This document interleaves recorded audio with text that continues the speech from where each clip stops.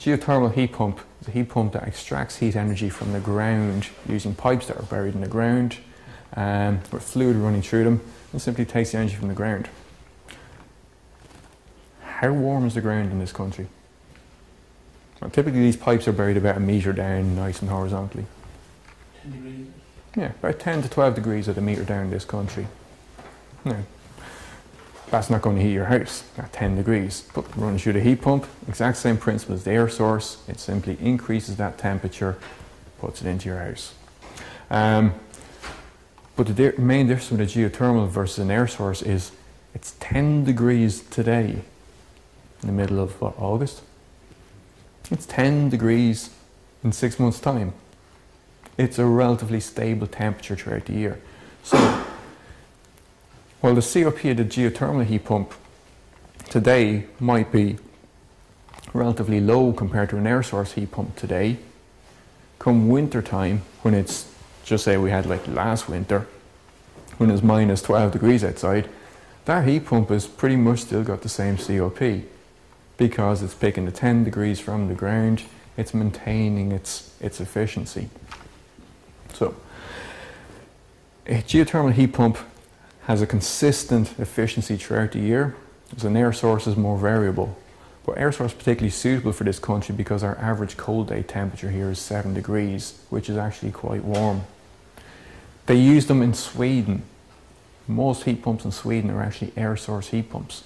And I think most of us know Sweden, we got Saab, we got blonde girls, we got snow and log cabins. What we don't think about is they're actually extracting the heat from the air, which you might think is cold with all that snow. Typically air source heat pumps will run down to minus 15 degrees.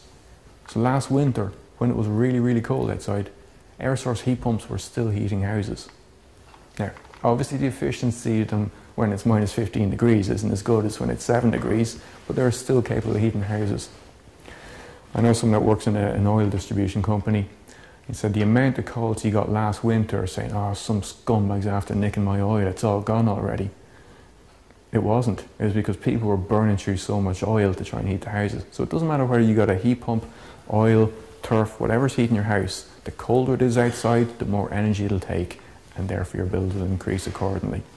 The thing with the heat pump is, it might be increasing, but it's increasing less than something with the boiler. So, geothermal simply takes from the ground. Now, Ossie's probably talked to you about this particular one, the Green Store, the Bosch or the IVT Green Store heat pump.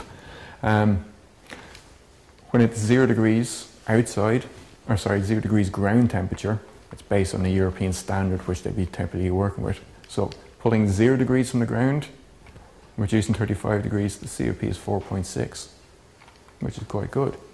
But I said typically in this country, the ground temperature is 10 degrees, so the COP could be up around 5.2, 5.3. So it'd be quite good, but that's consistent throughout the year. Now, here's pictures of ones actually installed. There's one there, the cover's missing off, it's disappeared somewhere. You really don't need to know what's inside. All you need to know is it's installed, it's heating my house, and it's not costing much. So there's just pictures. Sorry about the poor projector, but you just see them actually installed inside in people's houses. And here's where the collector's laid out in the garden. That's just sites as they're actually being dug out.